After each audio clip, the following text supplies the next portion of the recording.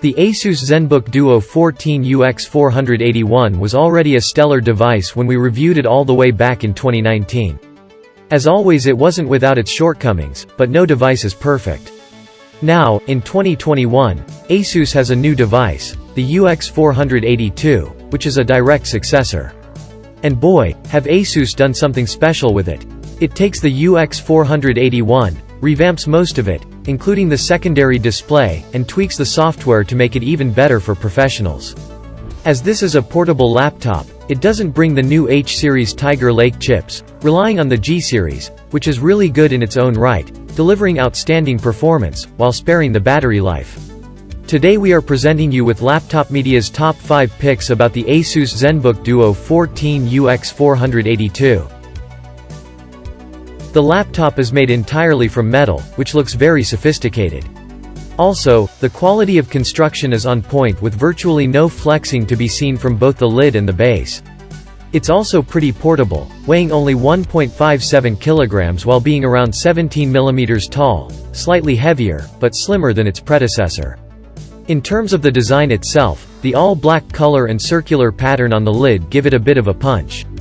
The ASUS branding is really minimal, only appearing on the back of the lid, off-centered to the right. As per the name, the laptop comes with 2 displays. The first one has a diagonal of 15.6 inches and uses a full HD IPS panel, comfortable viewing angles, decent maximum brightness of 330 nits in the middle of the screen, and 324 nits as an average across the entire area of the screen, calculating a maximum deviation of 5%. It also comes with a really high contrast ratio of 1530:1.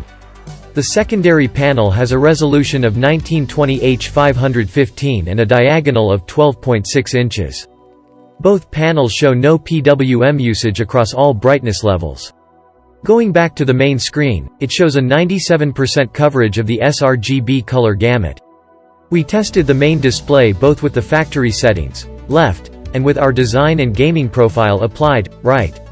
While the color accuracy is quite good out of the box, with a delta E value of 2.0, it becomes even better once we apply our profile, which brings the delta E value down to 0.8.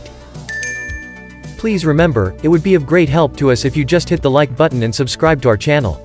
That would motivate us to make even more and better videos for you. The laptop's 70 watt-hours battery unit lasted for 12 hours and 18 minutes of web browsing, 12 hours and 7 minutes of video playback, and 2 hours and a half of gameplay. As always, we perform our battery tests with the Windows Better Performance setting turned on, screen brightness adjusted to 120 nits, and all other programs turned off except for the one we are testing the notebook with. The I/O, while not being rich in quantity, is rich in quality, as you get an HDMI 1.4 connector, as well as 2 Thunderbolt 4 connectors, both of which can be used for charging, on the left. On the right, there is a USB Type-A 3.2 Gen. 1 port, an audio jack, and a micro SD card reader. First, we have to start with the unboxing experience. Inside the box, you get an ASUS pen with 4096 levels of pressure, a stylish pouch that seems to be made out of leather, and a stand that lifts up the entire device.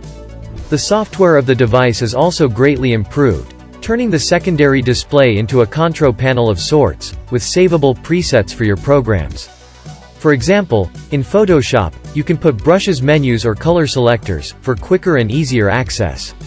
The display is an innovation in itself, as it rises once you open the device, opening an air vent, thus giving a laptop another place to breathe from. This gets rid of the vents of the bottom, which is a relief since most of the time said vents get blocked if you have your laptop sitting in your lap. With a device this good, you have to make some sacrifices, as a manufacturer. ASUS has decided to do so with the RAM, making all of it non-upgradable.